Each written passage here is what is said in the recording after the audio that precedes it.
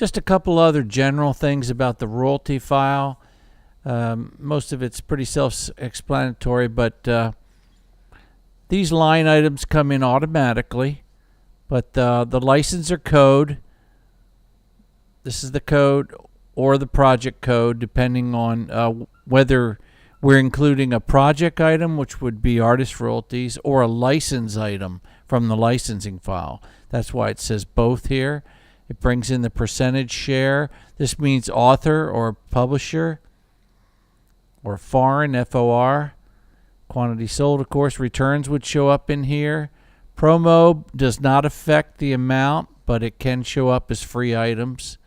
Returns. Now, if there's reserves automatic, like this was 10,000 items here, quantity sold, but 8,000 were paid on and 2,000 were held back. The override, that comes in automatically from the licensing file or the project file. Now, this checkbox, yes, means that there was a discount amount. And if so, if there is one that would show, sometimes it'll show it, sometimes it won't. But it will calculate it for you. All right, let's see. You could change this by this plus days if you want. That will change this due date. Notice, depending on what your contract says for this person. Now it's going to come in at a looked up due date based on the terms that you've put in the contract or license. So that'll be automatically looked up, but you can change it. Again, this, you can choose whatever you want. This is just for looks and for what will be read on the royalty statement. So you could put writer, publisher, sub-publisher, producer, artist, etc. I do all in one when it's a mixture of different, like if there's some foreign and domestic on the same, or if it's a mixture, mainly if it's a mixture of author and publisher for songwriters that also do split publishing, then I would use all in one. Domestic or foreign will come in from the license. This stuff will automatically update. This is when it gets printed. It tells you the time. You can rest your cursor over the field. It'll tell you some more about some of the fields. Let's go over to, here's the phone number if you need it. Now here's a neat feature that we didn't talk about yet. If you see a diamond like that, an arrow, just click on that. It takes you to it. This is where you can store different messages in the document center over in the library file, which we'll talk about in a different tutorial. But you could preset some things like thank you for your time and talents, and then just choose that thank you. And this includes a nice message on your royalty statement. So if you're interested in doing that, you can. You don't have to enter that, but an easy letters button will take you over to that file, and this is where you can enter those as an invoice note or a statement note. That's what that would be. It would be called a statement note. Thank you for your time and talents. We are sorry the statement was late, and closes your check. We'll go over that in another tutorial, but I wanted you to see that in the royalty file here that you do have the ability to add a nice little statement or memo onto the royalty statement. Going over to the payment screen, you'll notice it brings in various payments and royalties and advances. In one of the other tutorials, we did take advantage of recouping an advance here, which brought in a $100 advance.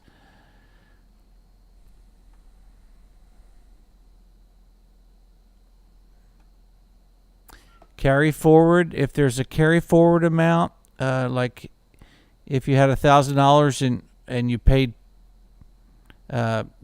less, paid $800 on this check, then there would be a $200 carry forward, and that will be collected and shown on the next statement.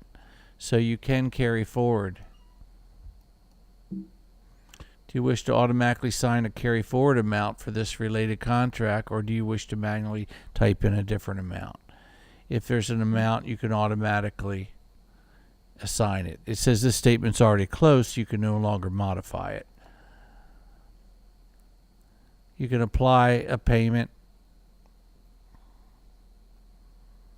Minimum, it tells you the minimum to require a statement. So if it's a royalty due that's less than $25 in this instance, you would not need to send a royalty statement, because part of your terms of your contract with the writer is that if it's less than $25, you don't have to. Contract numbers, carry forward outstanding amounts for this contract. So you want to be aware of some of that stuff that's in here.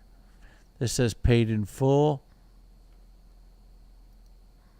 Here's an open statement. Open means you can still change data in it. Once it's closed, you cannot. Again, your printing buttons here are for the current item only, the current statement. If you want to print out, 40 different statements, then you would go to your printer icon up here and print the statement. Print royalty statement or statements, and then you would do a find.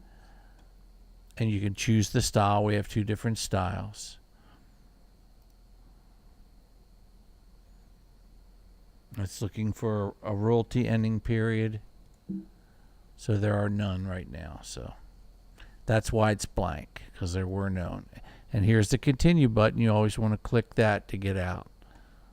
And then done. Takes you back to a long list. Again, that's the same as this button. You locate the one you're interested in and click on it. It takes you back to that statement.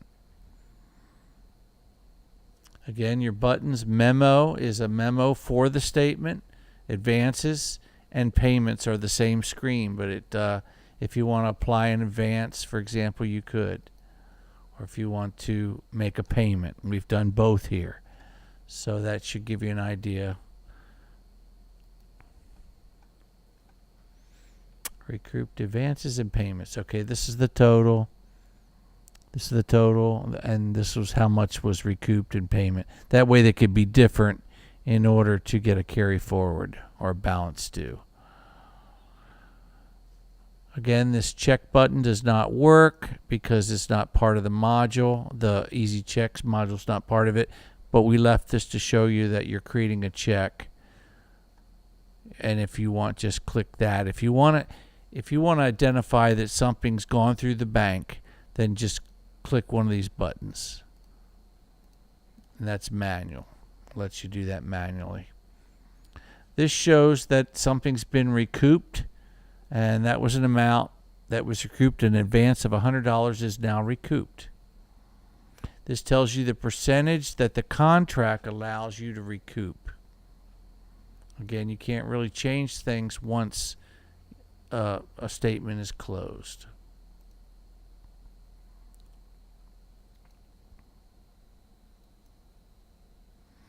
This one says open late. It's just been in here a while. This is an old statement, so it's just hasn't been paid. $54 owed. But it helps warn you, so keep an eye on things like that. This will tell you if there's a credit on hand, which may be applied towards this pay's current or future royalties. This gives you a message if there's a credit.